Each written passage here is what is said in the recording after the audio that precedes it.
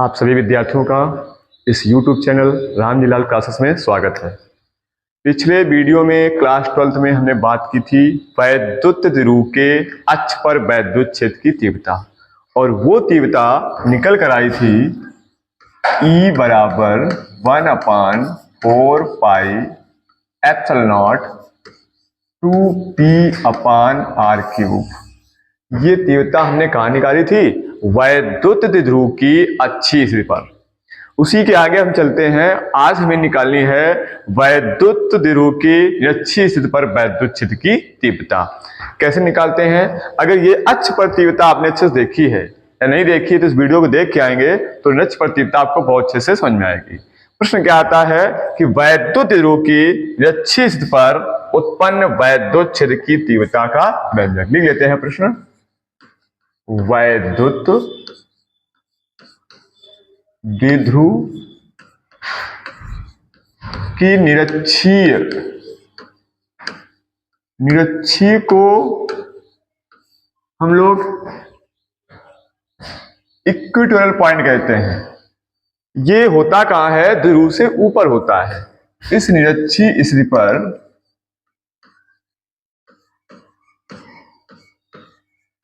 उत्पन्न वैद्युत क्षेत्र की तीव्रता, वैद्युत क्षेत्र की तीव्रता, इस तीव्रता का हमें व्यंजक ज्ञात करना है।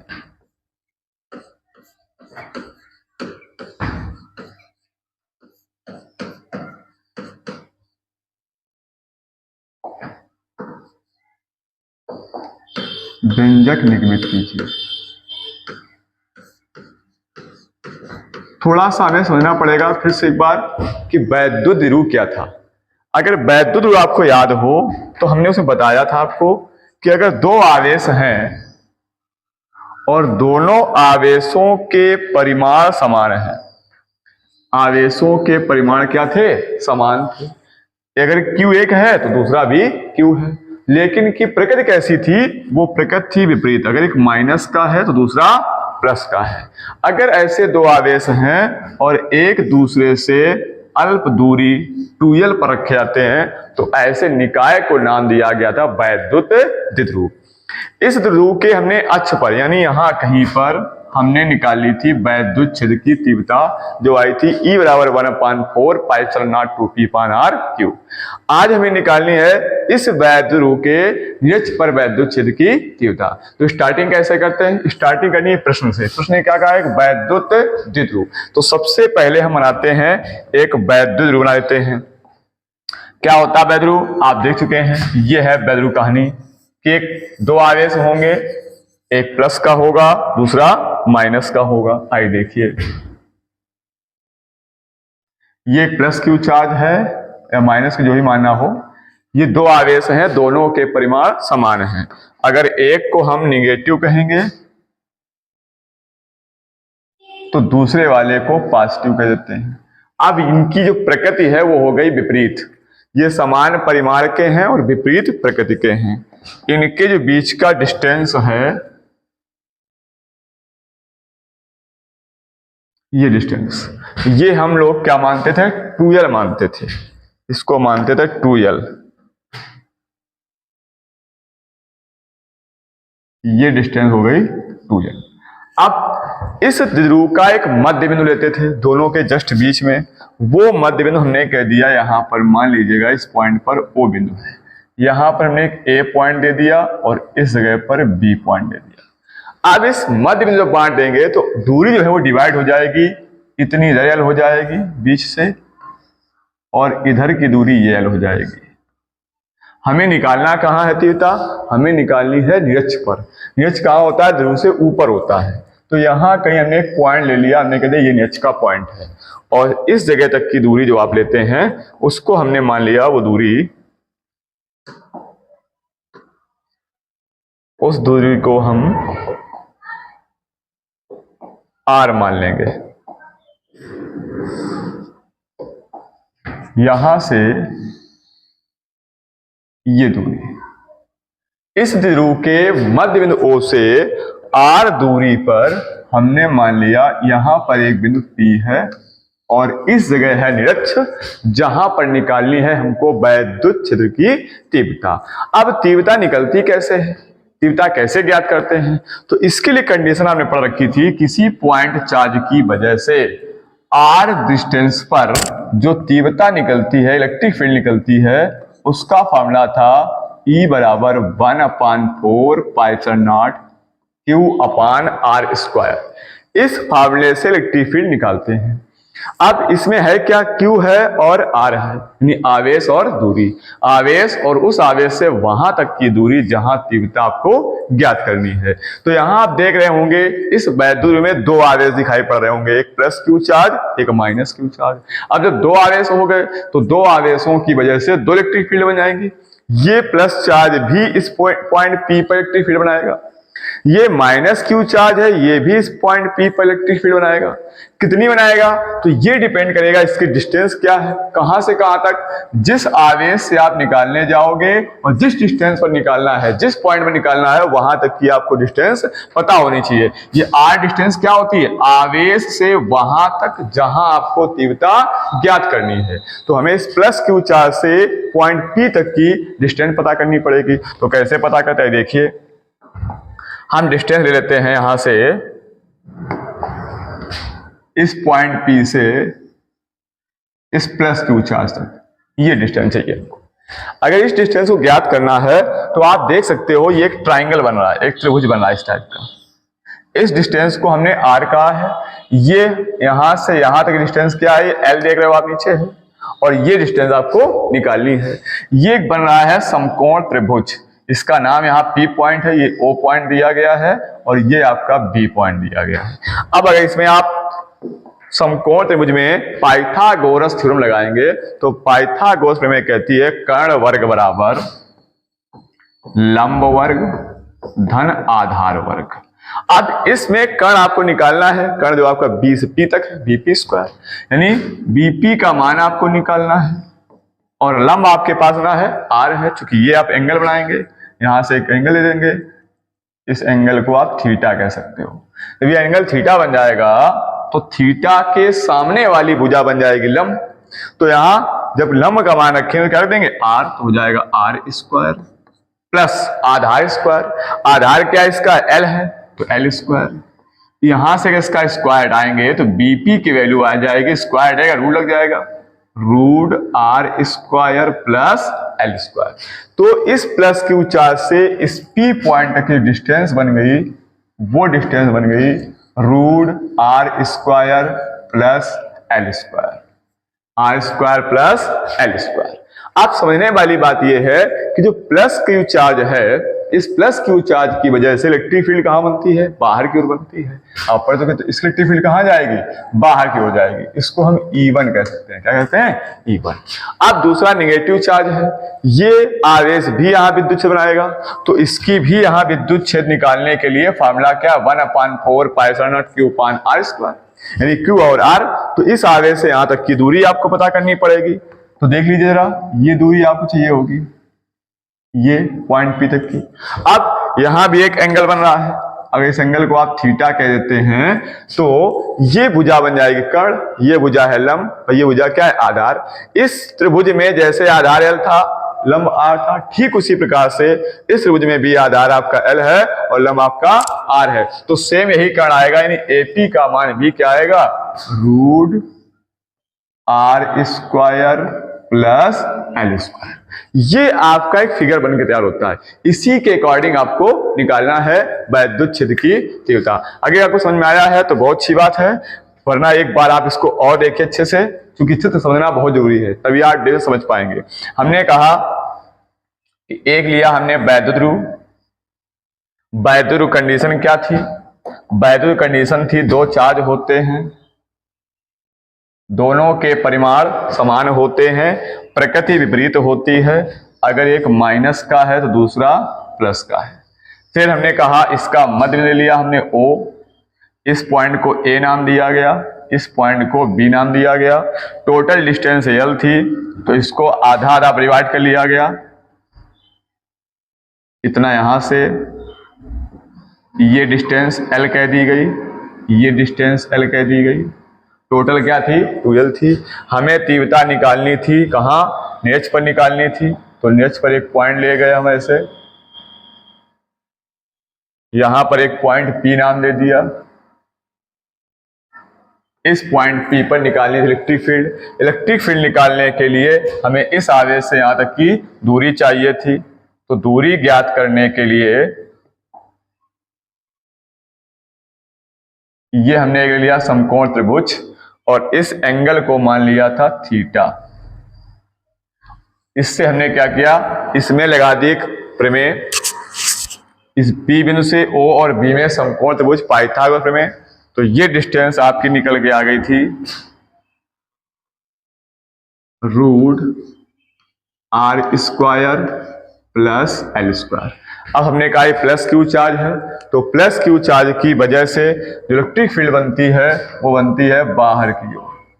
तो ये इलेक्ट्रिक फील्ड को हमने E1 कह दिया, जो प्लस क्यू चार्ज की वजह से बने, कहाँ बनेगी? बाहर की ओर। फिर हमने क्या किया? हमने कहा माइनस क्यू चार्ज है, ये भी इलेक्ट्रिक फील्ड बनाएगा। उसके लिए आपको डिस्टेंस चाहिए होगी, तो यहां से यहां तक की डिस्टेंस ले ली, ये डिस्टेंस। अब देखा गया दोनों त्रिभुज सेम थे, क्योंकि जो इसमें आपने लंब R मान रखा था, ये डिस्टेंस R मान रखी थी, वही डिस्टेंस R इस त्रिभुज के लिए है।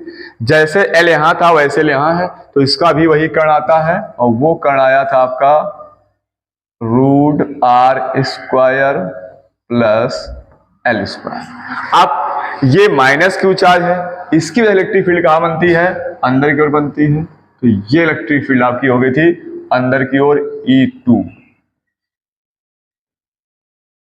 अब ये जो आपका दो इलेक्ट्रिक फील्ड दिख रहा है, एक E1 एक E2, इन दोनों का परिणामी निकालना पड़ेगा आपको टोटल। यहां चूंकि बिंदु P पर दो तीव्रताएं हो गई हैं, एक प्लस क्यू चार्ज की वजह से E1, एक माइनस क्यू चार्ज की वजह से E2। हमें निकालना है इन दोनों की परिणामी वैद्युत क्षेत्र तीव्रता। इन दोनों के बीच जो परिणामी जाएगा वो E जाएगा ऐसे। इस E का मान आपको ज्ञात करना है। अब यहां आप देखेंगे तो इसका थीटा एंगल ये है इतना, और इसका थीटा एंगल इतना ये है, तो टोटल एंगल क्या बन जाएगा? 2 थीटा। इसका परिणामी हम दो प्रकार से निकाल सकेंगे। आइए देखते हैं कैसे निकालेंगे। तो करना क्या है? सबसे पहले आपको निकालना है प्लस क्यू चार्ज की वजह से इलेक्ट्रिक फील्ड E1 का मान, फिर माइनस क्यू चार्ज की वजह से इलेक्ट्रिक फील्ड E2 का मान, कहां? बिंदु P पर, फिर दोनों का परिणामी। भाषा कैसे लिखेंगे इसकी? कि चित्र में AB एक वैद्युत ध्रुव है, मान लो किसी ऐसे माध्यम रखा है जिसका परावर्तकांक K है। इसके मीडियम जो चार ओर का है उसका परावर्तकांक K है। इसके मध्य बिंदु O से R दूरी पर निरक्ष पर, यहां क्या लिया गया? निरक्ष। यहां निरक्ष पर एक बिंदु P है जहां पर हमें वैद्युत क्षेत्र तीव्रता ज्ञात करनी है। अब तीव्रता ज्ञात कैसे करनी है आइए देखिए। तो पहले निकालेंगे प्लस क्यू चार्ज की वजह से बिंदु P पर वैद्युत क्षेत्र की तीव्रता। तो लिखेंगे प्लस क्यू आवेश के कारण बिंदु P पर उत्पन्न वैद्युत क्षेत्र की तीव्रता। उत्पन्न वैद्युत क्षेत्र की तीव्रता, वो तीव्रता हो जाएगी E1 बराबर 1/4 पाई एप्सिलॉन नॉट K, चूंकि मीडियम है, और आवेश क्या है? Q divide by distance R² होता है फार्मूला। तो R यहाँ क्या है? √r² plus L²। तो इसको लिखेंगे ऐसे √r² प्लस L² पूरे का हो जाएगा होल स्क्वायर। आप जानते हैं स्क्वायर रूट कैंसिल हो जाएगा, तो E1 की वैल्यू आ जाएगी 1/4 pi epsilon naught K Q upon root से स्क्वायर खत्म हुआ तो आ गया R² प्लस L²। ये वैद्युत क्षेत्र तीव्रता आ गई है प्लस क्यू चार्ज की वजह से पॉइंट P पर। अब हम निकालेंगे माइनस क्यू चार्ज की वजह से पॉइंट P पर तीव्रता। तो फिर लिखेंगे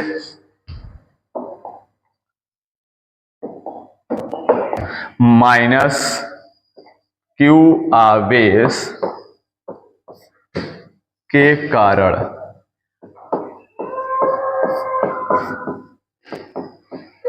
बिंदु P पर उत्पन्न वैद्युत क्षेत्र की तीव्रता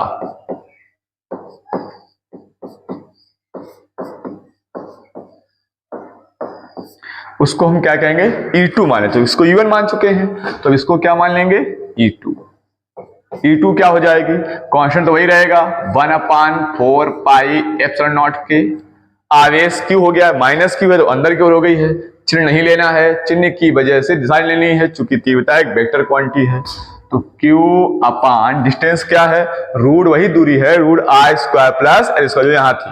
अब इसका स्क्वायर हो जाएगा, क्योंकि तीव्रता में होता है Q अपान R स्क्वायर। तो जब इस दूरी का स्क्वायर करेंगे, स्क्वायर रूट खत्म हो जाएगा, तो क्या जाएगा, R square plus L square.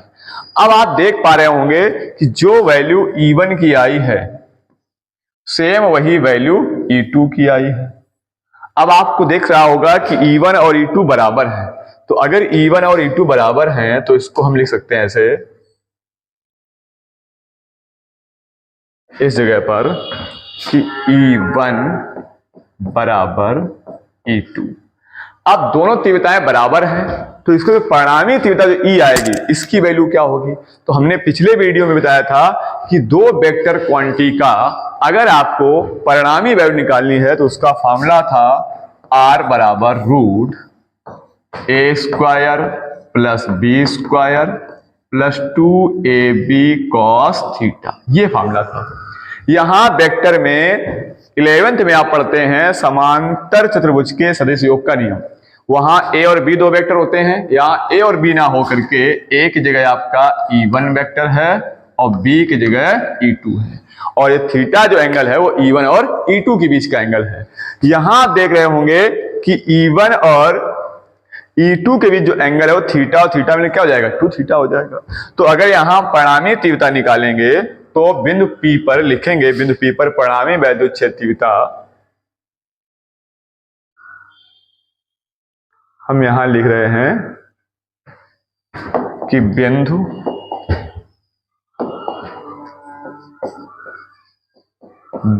P पर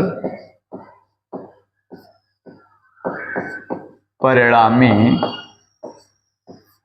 वैद्युत क्षेत्र की तीव्रता क्या हो जाएगी, इसी वेक्टर के फार्मूले से, इस वेक्टर के फार्मूले से R की जगह परिणामी तीव्रता E बन जाएगी, यहां पर रूट, यहां तीव्रता A की जगह E1 स्क्वायर, B की जगह E2 square plus 2E1 E2 cos 2 theta. तो यहां हम लिख सकते हैं E बराबर root E1 square plus E2 square plus 2E1 E2 और cos E1 और E2 के बीच का एंगल है 2 थीटा ना, थीटा थीटा 2 थीटा। आगे देखिए,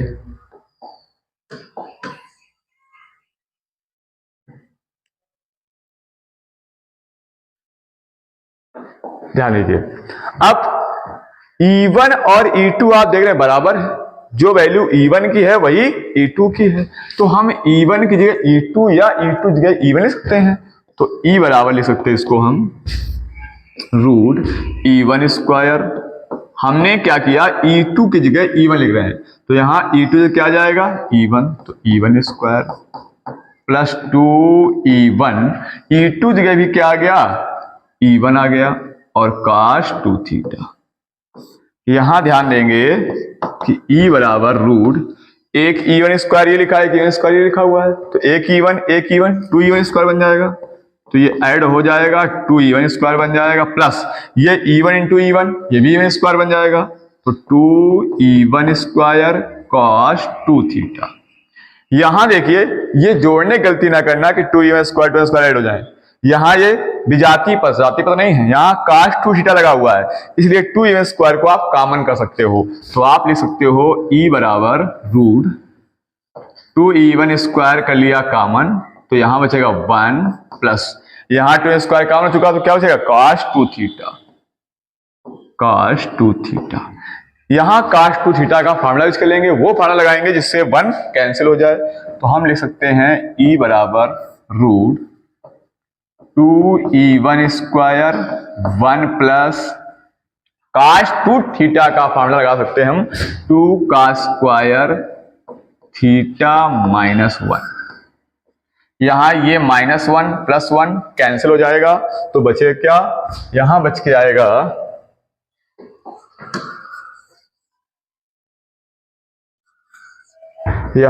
आएगा E बराबर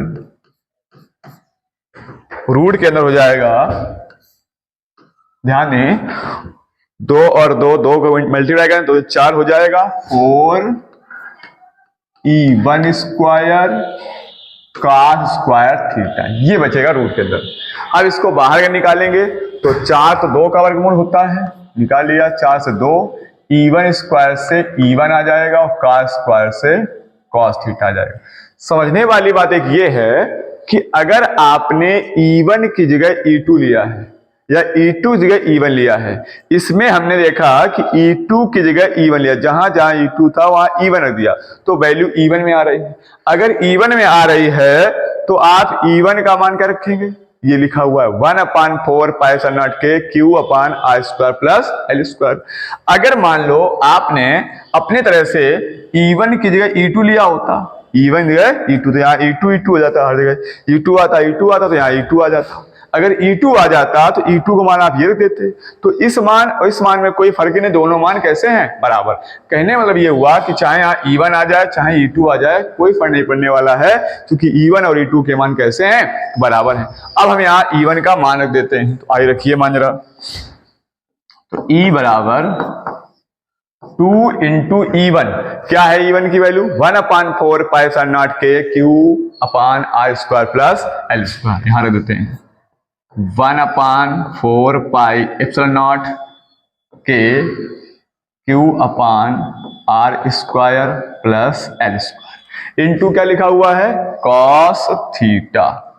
अब आपको वैल्यू चाहिए होगी cos थीटा की, तो cos थीटा की वैल्यू मिलेगी आपको फिगर से। आई देखिए, ये फिगर बना था आपका, इसमें cos थीटा कैसे मिलेगा आपको, आई देखिए, इसमें एक हम ले लेते हैं त्रिभुज, कोई सा भी त्रिभुज ले लोगे, 2 त्रिभुज दिखाई पड़ रहे आपको, एक दिख रहा है ए, यहां से देख लो आप, है ना, AOP वाले लो, या यहां से लो BOP वाला, दोनों समकोण त्रिभुज हैं, दोनों के कोण बराबर हैं, दोनों से भुजाएं बराबर हैं, देख लीजिएगा आप। तो कोई सा भी त्रिभुज ले लेंगे, मान लो त्रिभुज ले लिया हमने समकोण त्रिभुज AOP में, तो ये डिस्टेंस आपकी R है, ये नीचे वाली डिस्टेंस आपकी L है, और ये वाली है रूट, ये वाली डिस्टेंस आपकी है रूट R² प्लस L², और ये वाला एंगल क्या है, थीटा है। हमें क्या निकालना है, cos थीटा की वैल्यू, तो cos थीटा बराबर हो जाएगा, पढ़ रखा होगा आपने, आधार बटे कर्ण। आधार इसका क्या हो जाएगा L, और कर्ण क्या है, कर्ण इसका है ये, इसको थोड़ा सा और सही लिख दें, cos थीटा बराबर आधार आपका हो गया L और बटे कर्ण रूट R² प्लस L²। ये वैल्यू किसकी आ गई, cos थीटा की। ये cos थीटा मान उठाएंगे, यहां रख देंगे। अब क्या होगा, जब मान रखेंगे तो जरा देखिए कैसे मान मिलेगा आपको, E बराबर 1/4 πε0 के, ये कांस्टेंट हमने अलग कर लिया इसको, ये Q है और ये डिवाइड में लिखा था R² प्लस L², अभी भी लिखा हुआ है। अब यहां ध्यान देना है आपको कि ये 2 बचा, तो 2 को हमने यहां लिख दिया, गुणा में है, आप कहीं लिख सकते हैं cos थीटा। cos थीटा की वैल्यू रखी हुई, क्या वैल्यू है, L/रूट R² प्लस L², ये वैल्यू है cos थीटा की। अब अगर आप ध्यान से देखेंगे तो ये कुछ दिखाई पड़ रहा है, क्या, Q × 2L। हमने पीछे पर रखा था वैद्युत द्विध्रुव आघूर्ण, और उस वैद्युत आघूर्ण में बताया था हमने आपको कि अगर वैद्युत ध्रुव में से कोई एक आवेश ले लिया जाए और उसके बीच की अल्प दूरी 2l थी वो ले ली जाए और इन दोनों का गुणनफल किया जाए, तो वो जो गुणनफल प्राप्त होता था उसे हम कहते थे वैद्युत ध्रुव आघूर्ण। क्या कहते थे? वैद्युत ध्रुव आघूर्ण। तो वैद्युत ध्रुव में से कोई एक आवेश उसके बीच की अल्प दूरी का गुणनफल बन गया P। ये लिखा हुआ Q इंटू 12 किसकी वैल्यू है? P की है। तो हम इसको कहते हैं E बराबर 1/4 पाई एप्सिलॉन नॉट K। ये पूरा बन जाएगा Q इंटू 12 P अपान, यहां ध्यान दीजिए ये लिखा था R square plus L square, इसका रू हटाएंगे तो रू हटता है तो उसका मतलब पावर क्या थी? 1/2। तो इसको हम लिख सकते हैं R square plus L square की होल पावर 1/2, चूंकि रू हटा दिया है। यहां देखेंगे आधार समान है, जब आधार समान है तो गुणा में घातें जुड़ जाएंगी, तो ये वैल्यू बन जाएगी E बराबर 1/4 pi epsilon naught K P अपान ये गाइस की 1/2, तो 1 प्लस 1/2 करेंगे कितना जाएगा? 3/2।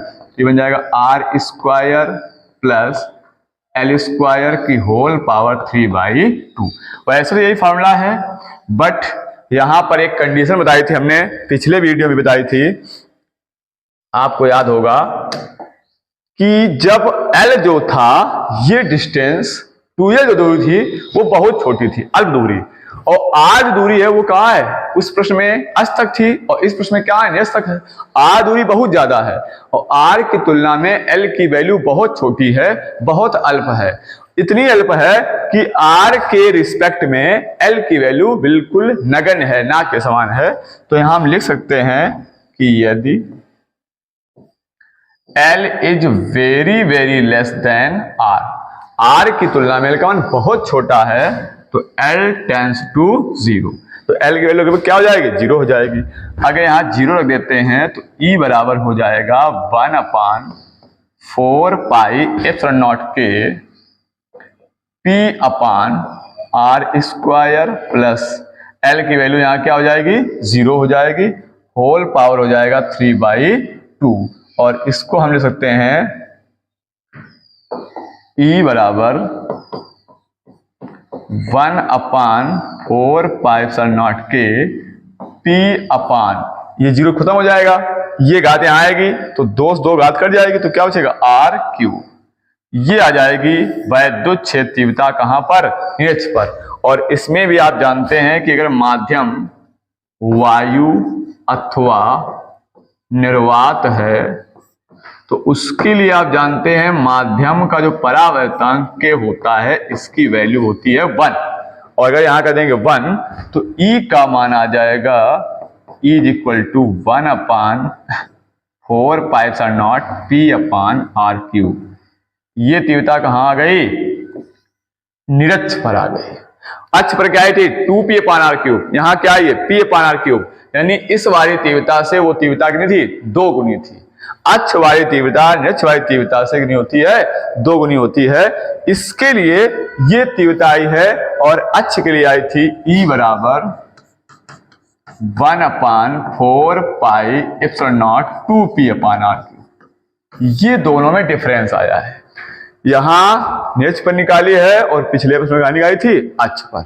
इसमें एक कंडीशन और हो सकती थी, अगर हम परिणामी ऐसे ना निकालना चाहें, ध्यान दीजिए थोड़ा सा, 2 मिनट और देख लीजिए कि ये अगर तीव्रता ऐसा निकालना चाहें तो एक कंडीशन हमारे पास और थी तीव्रता निकालने की, वो कौन सी थी? देख लीजिए। और किस तरीके से हम तीव्रता निकाल सकते थे परिणामी, देखिए यहां आप अगर देख पा रहे होंगे तो ये तीव्रता आपकी E1 है, E1 ये वाली, और ये तीव्रता आपकी E2 है। अगर हम इस E1 के 2 कंपोनेंट कर दें, कितने कंपोनेंट कर दें? 2 कंपोनेंट। देखो एक E1 का ये कंपोनेंट मिलेगा, एक E1 का कंपोनेंट ये मिलेगा, और ये एंगल आपका थीटा था। जब ये एंगल थीटा था तो यहां से आप देखिए ये E1 है। वेक्टर वियोजन पढ़ा होगा फर्स्ट ईयर में आपने। एक वेक्टर को हम दो भागों में बांटते हैं, तो जो कोण के पास वाला कंपाउंड होता है वो हमेशा cos में आता है, और जो कोण दूर जाता है वो हमेशा sin में आता है। तो E1 का अगर कोण दूर वाला कंपाउंड निकालेंगे तो ये आएगा E1 sin थीटा, और ये वाला आएगा इधर वाला E1 cos थीटा। किसका कंपाउंड किया? E1 वाले का। अब अगर हम E2 वाले कंपाउंड करें तो आपने देखा था ये एंगल थीटा था। अगर हम इसका कंपाउंड करेंगे तो देखिए E2 के दो कंपाउंड होंगे, एक कंपाउंड ये हो जाएगा और एक कंपाउंड ये आ जाएगा।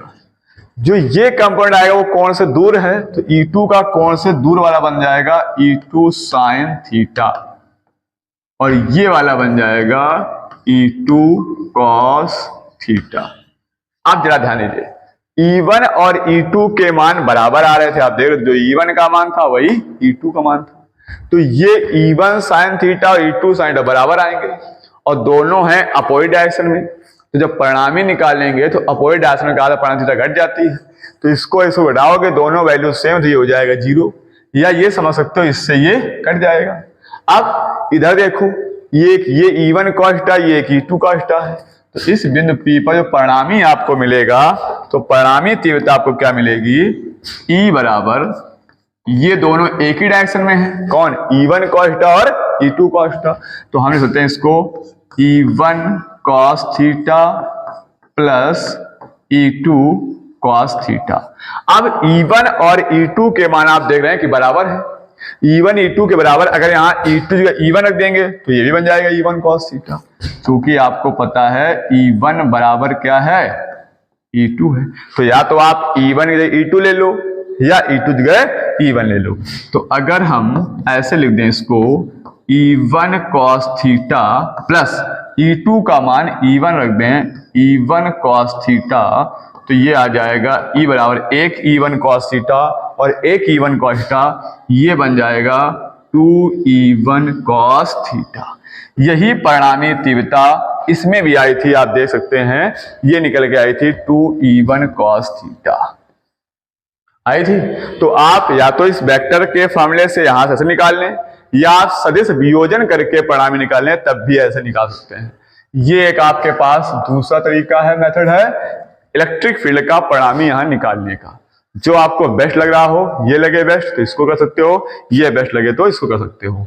दोनों आपके पास यहां पर मेथड हैं और उनसे आप परिणामी तीव्रता निकाल लीजिएगा। तो इस प्रकार ये आपका हो गया निरक्ष पर वैद्युत क्षेत्र तीव्रता का व्यंजक। अक्ष पर भी करवा दिया, दोनों व्यंजक इंपॉर्टेंट है, तैयार कर सकते हैं, आपको पूछे जाते हैं।